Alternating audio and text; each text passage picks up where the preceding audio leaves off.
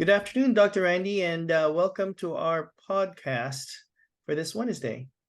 You too, Ryan. I'm really always so much look forward to it. It's such a pleasure being on the other end of you and sharing, because I really understand how much you look forward to it and how much you enjoy it, and that's everything to me. Doing something with somebody that you both enjoy the process. Thanks. Yeah, and there's going to be other things that we're going to explore in the future that's coming up pretty soon. So let's look out for that. But at the meantime, you had this. You said this article was published back in 2019, and it's been a popular one. Tell us more about this. Well, one of the first articles I wrote ever for Psychology Today was on what is a wonderful person. Like, if you were going to go out in the world looking for people, what traits would you look for in just a wonderful person? So this article is going to sound a little idealistic, because none of us is ever going to be that perfect a person. But what I mostly want to say in this particular segment is that wonderful people make wonderful relationships. So when you're in a relationship, no matter how much you love someone, that person did not come into your life to make you a wonderful person. That person came into your life to witness your sorrows, to witness your sadnesses. They didn't break them. They can't fix them.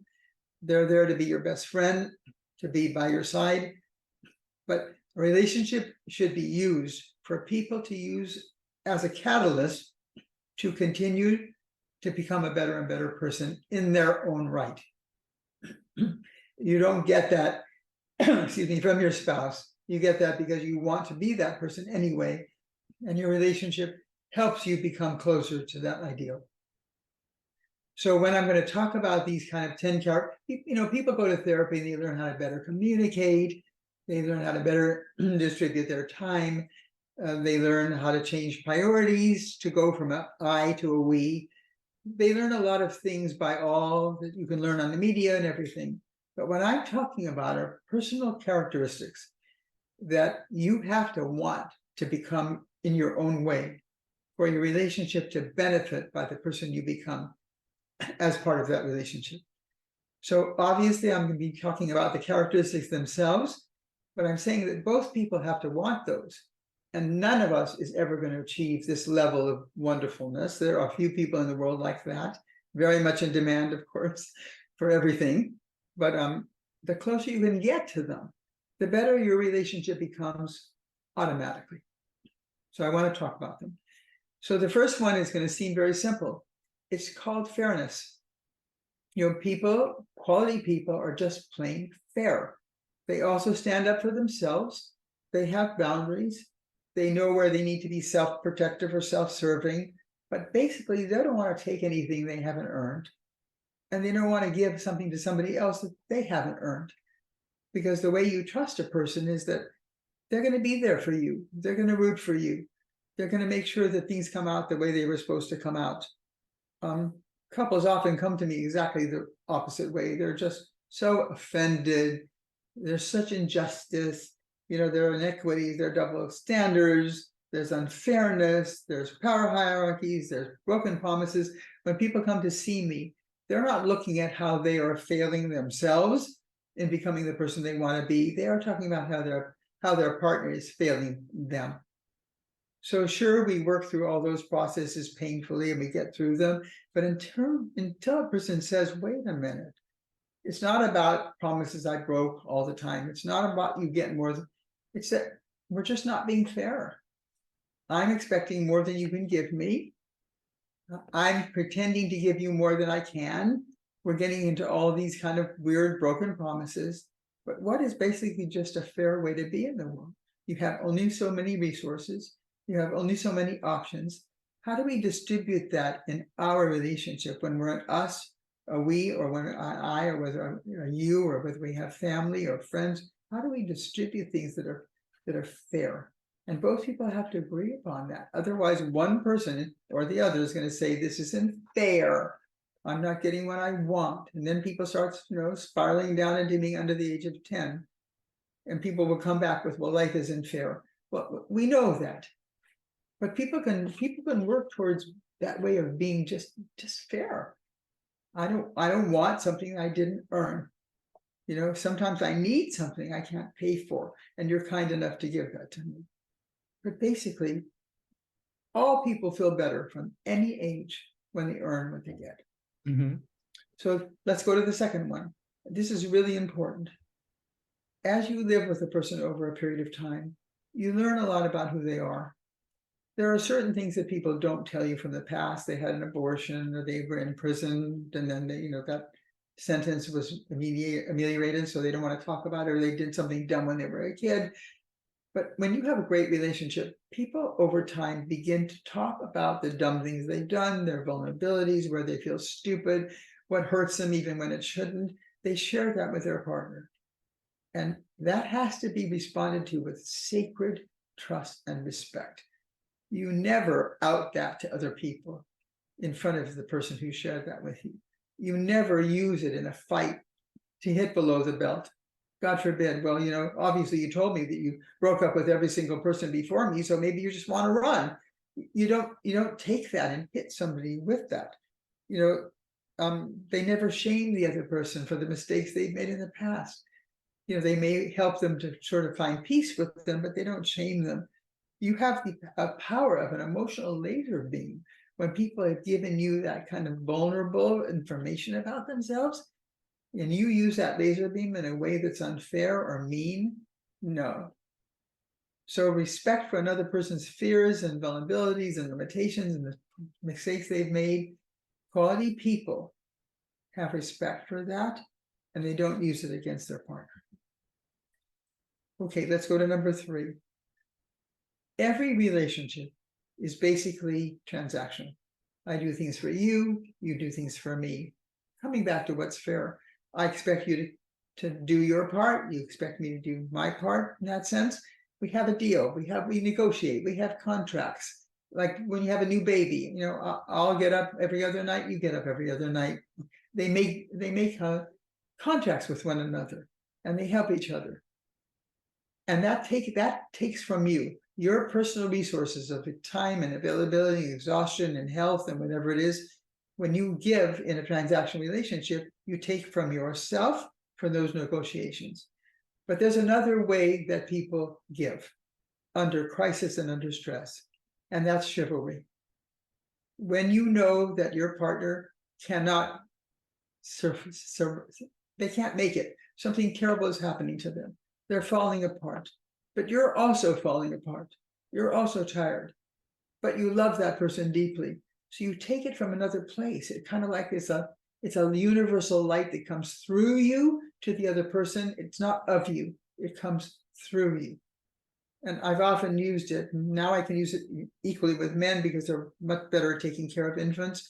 But you stay up all night with a baby who has an earache, and they're crying and crying and crying, and they have a fever, and they're throwing up, and they're pooping all over the place, and you're walking all night, and the baby's crying, and finally about 5 a.m, their fever breaks.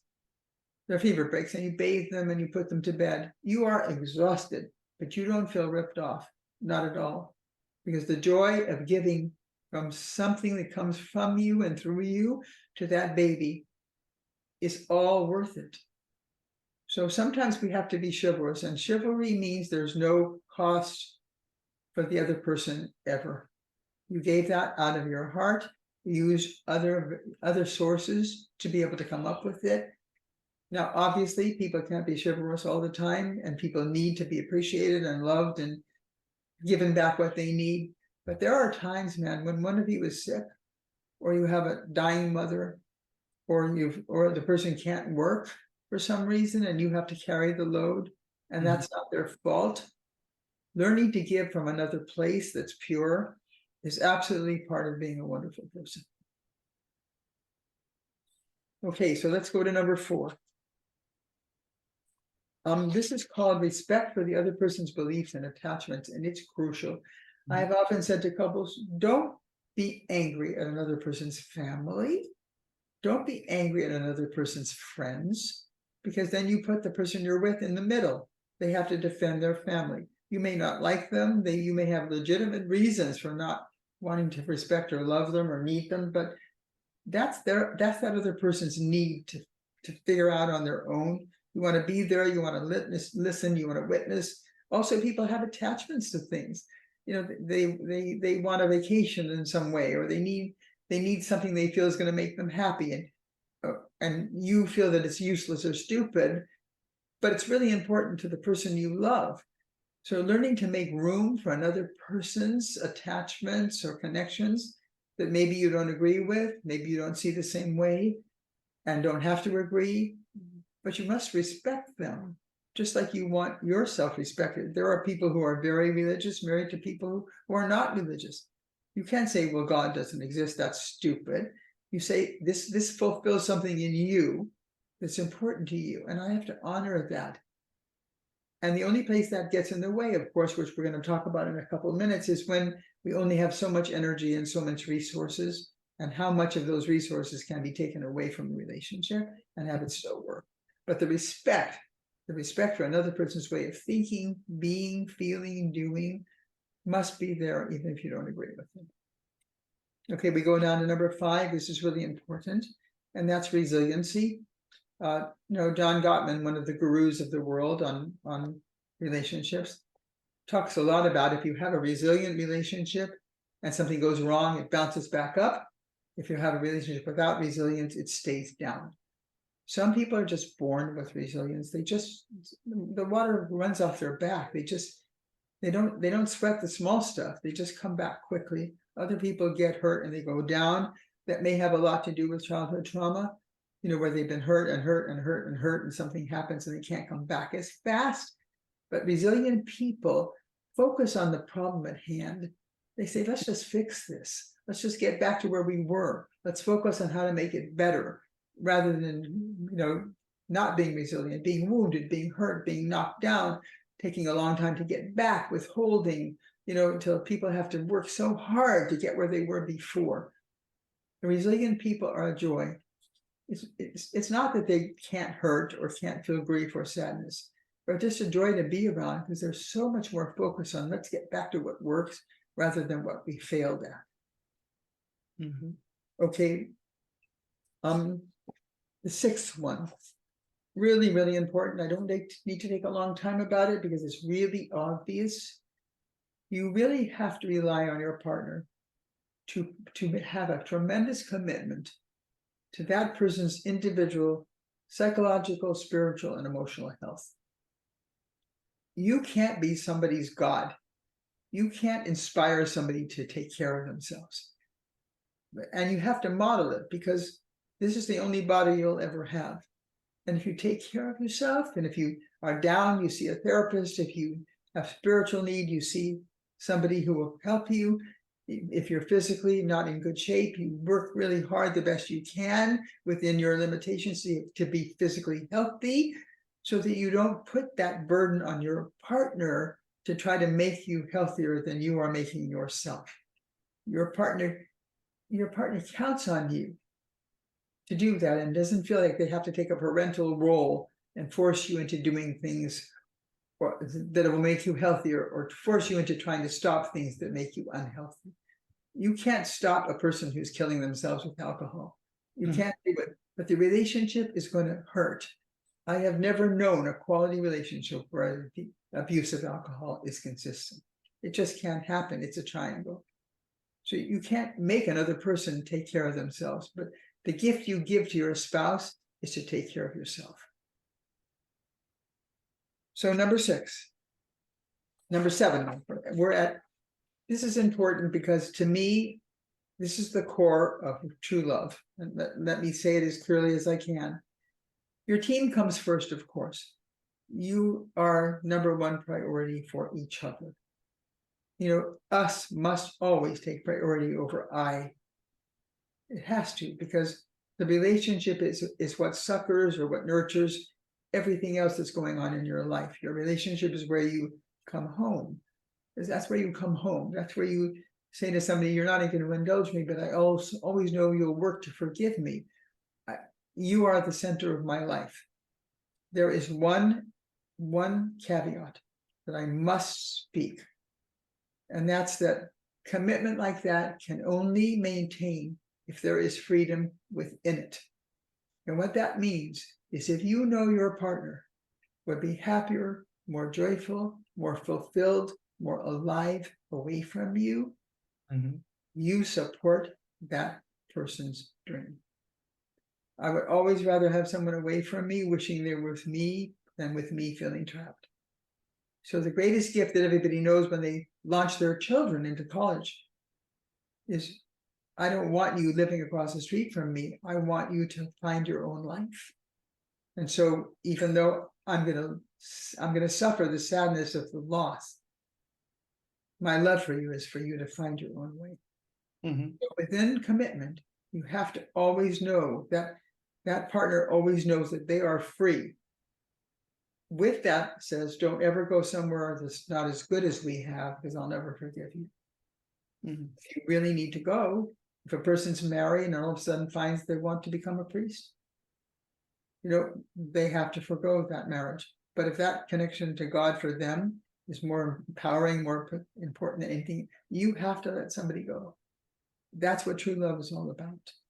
So even though the team is important, if a person starts to feel, entrapped, they can't become who they were meant to be on this earth. True love is to say, go find your dream, because that's how much I love you. So the last one, and I'm just going to call it decency. Quality people are just plain decent. Well, not the last one, I'm sorry, we're number 8, we're running a little longer, but Yeah. decent people, they're good people. They take good care of themselves, they act in a quality manner, they know when they should sacrifice for something more important, they take care of themselves. They give the same consideration to their partner they would to offer any strangers. They live by their moral and ethical code. They're just decent. You know when you're with a decent person, you can trust them right away. You know that they're just not going to rip you off, because they wouldn't do that. That's not how they live. So let me move a little quicker, since this is taking a little longer, to number 9. Quality people are self-reflective and always accountable for what they do. They don't ever blame their partner when they act in a way that goes against their own integrity. Mm. They move inward. They self-reflect. They try to understand why they would do something like that. And they're always accountable for what they have contributed. So you know that it's not going to be them and you against you if you feel bad about something. They're going to go inward. And they're going to say, what did I do wrong? It took me away from my own integrity in the way I reacted to you. It's not your fault. You may have triggered it. It may be an earlier trauma, but you didn't cause this. And I had no right to treat you that way. So let's put all of these things together. And let's talk about something called an alpha person. People think of alpha as a big guy pounding his chest and saying how marvelous he is. No, the actual definition of an alpha person is the person in a tribe that everybody goes to for solace, for wisdom, for calmness under crisis, for seeing perspective, for being able to be open to new ideas, to be able to keep the tribe safe. Mhm. Everybody knows what an alpha person is because they're in such demand. They've settled things inside themselves, no matter what heartache or pain or sorrow they've endured. They're okay. Mm. They're okay. They do everything they can to maintain stability and calm in the face of crisis, but they also know when to ask for help. They don't see themselves as superior, I know more, and they're always grateful to have somebody else who does it better take charge. They're not attached to the status of always being the most important person. They don't care. They're more committed to making what happen as good as they can, whomever does that. But if they're the best person in the room, they take charge. They are the most popular people. They're our most desirable people. They make the best relationships. They treat people with respect, honest, direct, and accountable for their own errors. All of us have some of those qualities. None of us will be perfect ever. But oh my God, what wonderful mentors to strive to be similar to. So as I said, this may be a little bit too much ideal, but don't hear it that way. Here it is. Here it is, ways to strive to become. I promise you, if you take that personal responsibility, every relationship you have will get better.